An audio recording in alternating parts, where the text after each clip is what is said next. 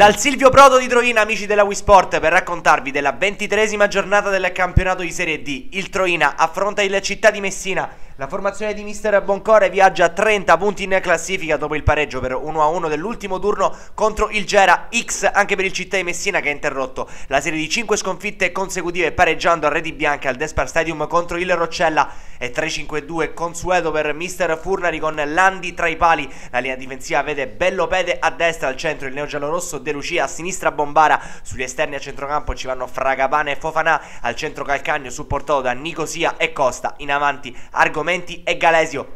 Arbitra la partita il signor Mattia Ubaldi della sezione di Roma 1, maglia bianca a inserti giallorossi per il Città di Messina, rosso-blu consueto invece per i locali del Troina. Sembra essere tutto pronto allora per raccontarvi del film del primo tempo. È un Città di Messina che cerca continuità di risultati per risalire una classifica che in questo momento vede in piena zona play-out la formazione veloridana. Partiamo dunque col film del primo tempo. Il Troina avere la prima chance su calcio di punizione dai 20 metri. Ci proverà Sabba ad affrontare l'ex Isernia Landi. Parte Sabba, bravo l'estremo difensore del Città di Messina a mettere il pallone in calcio d'angolo.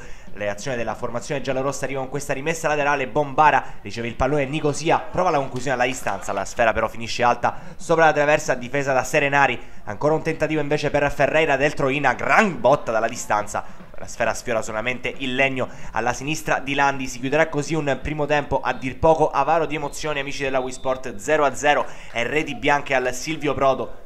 Il direttore di gara manda le due squadre negli spogliatoi e devono fare di più sicuramente se vorranno acciuffare i 3 punti in palio quest'oggi. Si riparte con gli stessi 22 nel secondo tempo. La prima chance ce l'ha subito il Troina ed è davvero ghiotta, pallone sul secondo palo dove c'è Sessai, riesce a mettere la sfera dentro, Ferreira devia, ma grande, egregiamente Landi riesce a rispondere. Rivediamo grazie al nostro rallenti la gran parata dell'estremo difensore del Città di Messina che tiene a galla i suoi sulla deviazione di Ferreira da distanza ravvicinata.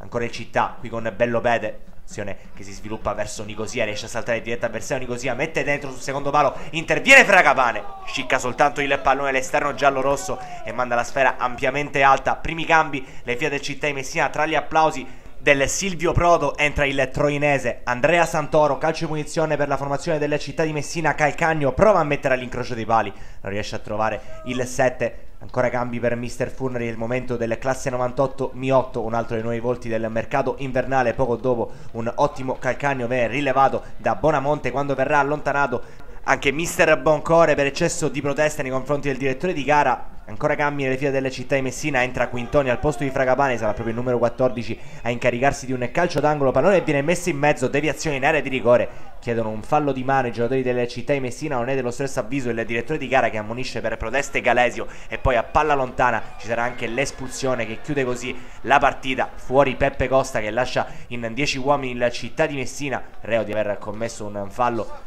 sul giocatore del Troina. Palla lontana, si allontana Costa, arriva di lì a poco anche il triplice fischio, scampoli di partita per Cristian Ferrau, ma finisce così al Silvio Prodo. 0-0 il secondo consecutivo per il Città di Messina, che adesso vede 24 punti in classifica, ancora in bagarre play-out. La settimana prossima al Despar Stadium arriva la San Cataldese e sarà un altro scontro diretto per la salvezza. Un cordiale saluto amici della Wii Sport e alla prossima.